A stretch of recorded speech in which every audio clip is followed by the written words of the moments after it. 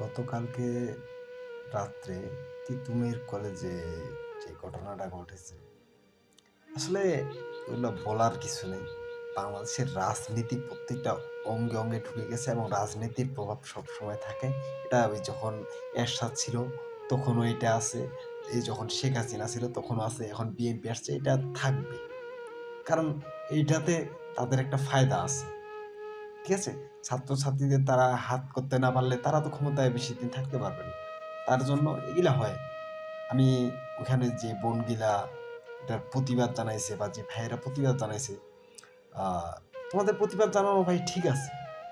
কিন্তু ওই যে কয় না লাঘব বোয়ালদের সাথে আসলে পেরে উঠা যায় না।